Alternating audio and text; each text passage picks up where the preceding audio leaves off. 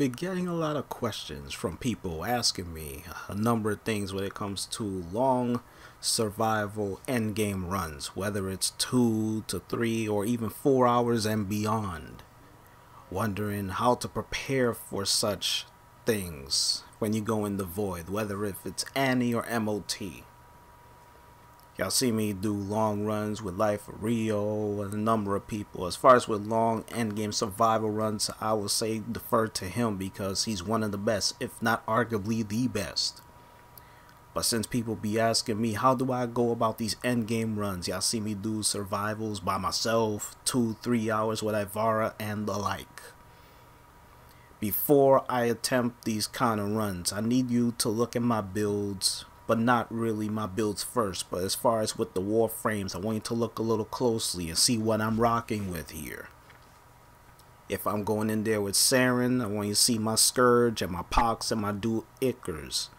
And you must be wondering, why these weapons? Why?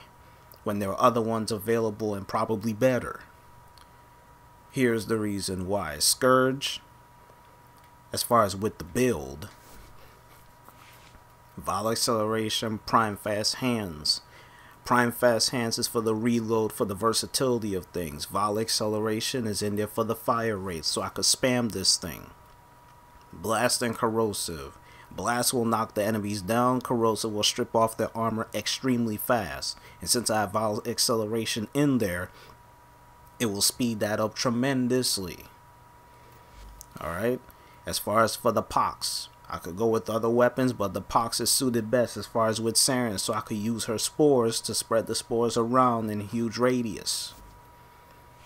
For the Pox right here, I decided to go with this setup right here. Since I'm running with a Blast and a Corrosive build, I want the Corrosive to strip off their armor as fast as I can. Blast is to knock them down. If I want to, I could just go and put this in there. If I want to. As far as with this, is it this one or if it's in the other one? Let me take this off and put this in there. As far as with the Pox Hexia, as you can see, status and damage. Damage is fine, but here is the bigger issue. I already have 100%. Don't need to go that far. So I could just probably swap this over, have it like this, and then on top of that, put the pathogen rounds back in there. Put a cold along with the corrosive. It will probably still work, but here is the problem with this. I want blast to be kicking in more. So again, I can still go for status and damage as far as with this Riven, but for me it's not necessary. So I could just swap this back over and get that Scorch back in there. Because again, I want the corrosive to be stripping off that armor as much as possible. Alright. Now for last and definitely not least, the dual Ichors. Reason why these puppies are good for Saren exponentially for me is because of the fact that not only has a good critical chance and the multiplier, but you must be like status is only 39%. But again, I'm running a corrosive build here. And since these weapons are dual wielding, the status will be much more heightened. So I'm taking it both into consideration. Prisma Shade is here just because of the fact that I could take advantage of his ghost. Awesome stuff. So even if I'm not firing upon enemies, well, hey, it's gonna cloak me. This weapon is pretty much not an issue, but if I want to put it in there, I could just put Sweep or Prime in there. Alright. Last but not least, I'm gonna show you my Saren Prime build. Now this is gonna be a little bit weird. I'm rocking Handspring in here. The worst thing you could have as far as with doing a long survival run is being knocked down, and that's why you end up going down and staying down. Once you get down, you need Handspring if you want to get that fast knockdown recovery. So once you get knocked down, you spring yourself right back up. Enemy Sense, which is probably the most important mod in this setup because of the fact that knowing where the enemies be coming from is half the battle. So once you know where the enemies are going to be coming from, it's just open season. All you got to do is let it loose, let it fly. So with that being said, you got your mods, you got your Warframe, primary, secondary, melee, you got your sentinel, or if you want to rock your Kubro or Kavat, by all means. Focus school, as far as with Saren, I decided to go with, I believe it's Zeneric. So I go to my focus school, got the Zeneric right there, so it's fine. As far as with those planes, you already know what's going to be happening as far as with the focus school. But as far as with the video, I decided to roll with that. Now going into the mission, like I said, it could be Annie or it could be MOT. Let me see, Annie, there's like 4 squads up in here. I'm going to see if I can find somebody and then just roll up in there. Just going to put up a relic in there just for the sake of this video, and then I'm just going to go balls to the wall with this. Now, usually going into the mission like this, normally the guys will be running around. They probably found a spot that they want to camp. But usually when I go into a mission like so, I want to scan the area first to see where I could set up shop, where to set up as far as the angles, where the enemies like going to be coming from, which doors that I need to watch out for. And once I know all of that stuff as far as the battle, it's all cool. So as you can see, look at the radar. Thanks to enemy sense, I know where they're at. Open it up like this so you can see them right there. It's only 4 enemies, but if I keep going in further, you will see more and more enemies. They're going to be flooding right by. So, okay, so technically they just started this. So here goes the situation. Since they just started, I'm going to be scouting the area. Let me see if I can find a spot where we can actually be. This is like one of the better spots to be in the game.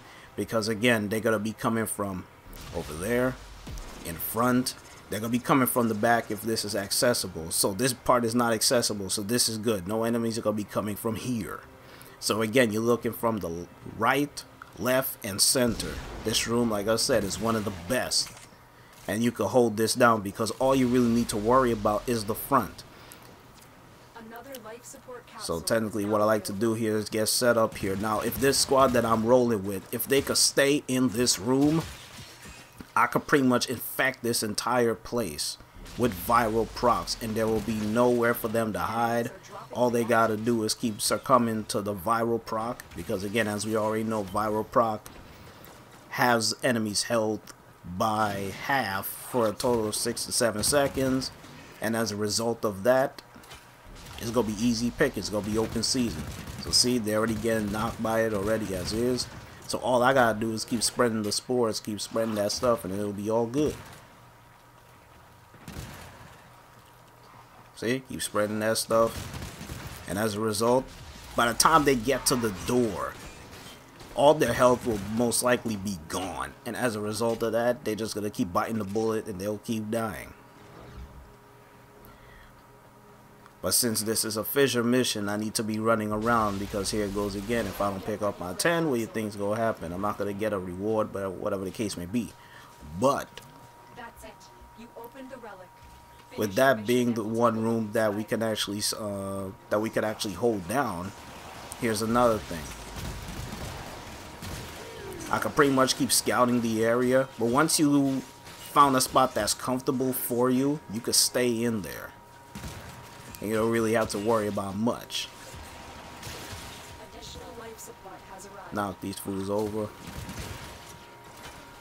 As like I said, I could keep spreading the spores as long as the enemies are within range, but since I have so much range on this, it's like, yeah, I can keep spreading that stuff.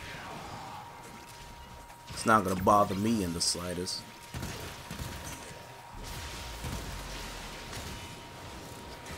Keep taking dudes out. I think there's a nully like right there. Yeah, there he goes. I want to be able to take him out before pursuing with these guys. They like to spawn behind me, man. And this is the power of viral acceleration. I can be able to spam this scourge along with my Saren. I just gonna keep spreading that stuff, man. Keep spreading it around. See, whole room is infected. There's no dudes on the left a little bit, but there's some dudes coming on this side as well. So they'll be spawning over there. And once that happens, so on and so forth, it's like, you know, okay, he got knocked down. Keep spreading them spores. Viral proc going off all over the place. And another thing that I could do here, throw that down. Just gonna keep infecting him. As you can see, viral working on this guy, and he'll be succumbing to death.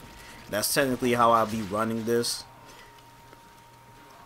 And the advantage of all of this, since it's like the best thing, knowing where the enemy's gonna be coming from, because again, knowing where the enemies are gonna be coming from is half the battle. And once you know where the enemies are gonna be coming from, it's just open season. Just keep picking their pockets, keep raining hell upon them, and then you just keep rinse. You just rinse and repeat.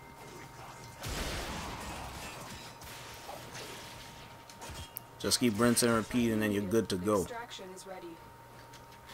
And see, we're only 5 minutes into this, but like I said, for the general and most part of this, I just want to be in this room. But since where you're dealing with fissure runs like this, you had to be moving around to pick up your stuff. So, let's see, I'm just going to pick that up just because there ain't nothing here for me to take. And as a result, I mean, hey, you can just keep going at it, keep going at it, keep cracking at it, keep cracking at it. But like I said, you could also use Ivara for long runs. There's a number of frames you could do for long runs. It just comes down to the player. So I'll put this in. So like it comes down to the player. You can use Rhino. You could also use Chroma. Loki. Loki's another one that you could do survival runs as well. But at the same time, it depends on the Warframe that you're using. You gotta be invis. See, we got Nyx up in here. Who we got up in here? We got a Frost, a Nyx, and the Equinox. Frost for defensive purposes, Equinox to provide more of like a CC, but at the same time you can also go switch from night to day when it comes to the whole damage control. You can also do that. It's like, this is like a nice little combo of a team that we have. It's just that Frost is here for the defense. He could just put up a globe and whatnot, but a more effective Frost will be an armor stripping avalanche build on Frost, because not only can he freeze them, but at the same time you could just put on that strip that armor off with avalanche. So you can also go with that setup. Like I said, this is more of like a unique conventional kind of build as far as with this. See, all these guys are being affected already. Nyx is there with the whole absorb. It will be much more better if that Nyx will be to use chaos. Keep that crowd control on them, keep them all confused. That's how I would take it. But as you can see, my Saren is just doing her thing as usual. This is how I would normally play with Saren anyway. Just from the simple fact, just by me spreading those spores. You're talking about halving enemies' health, making it much more easier to deal with these masses. Keep spreading it around. It's like I haven't even put out the spores yet because again I've been spreading it all over the place.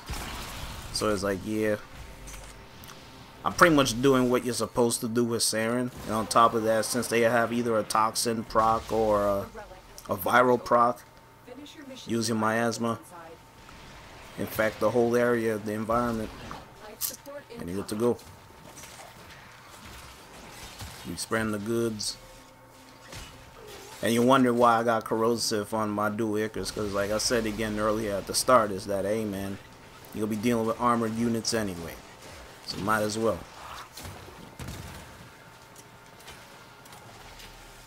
Let me pop out my generic. And as you see, man, I'm just rinsing and repeating, man, for the most part. This is all I'm doing, just rinsing and repeating. Keep spreading the spores, man. As long as you spreading the spores, you be spreading that viral around, their enemy's health are gonna be cut. You're gonna be good to go.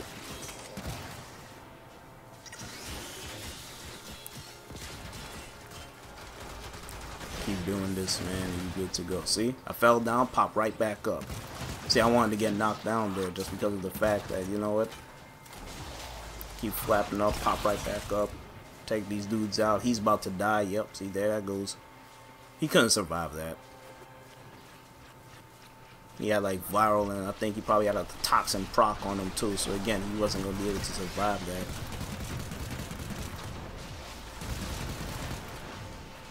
I know there's an ancient around here. I want to get rid of that ancient.